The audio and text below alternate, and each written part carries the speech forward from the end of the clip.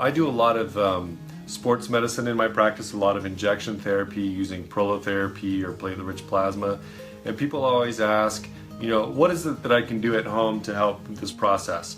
And one of the things that I recommend is actually bone broth.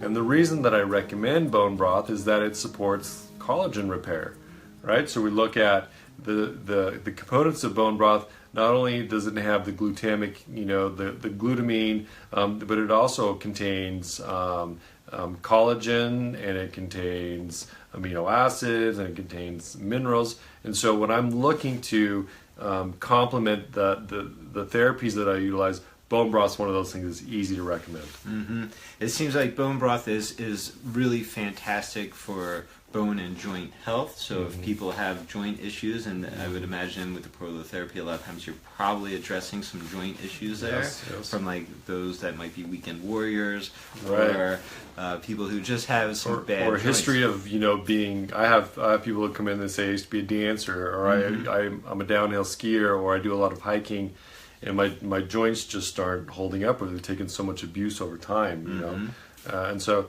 And there's a couple of things going on there. One is, the joints are probably deteriorating, but a lot of us just have horrible diets and horrible guts. And if you have a horrible gut, leaky gut, or bowel, or permeable bowel, then you probably have an immune response, which is leading to inflammation in the body. Right.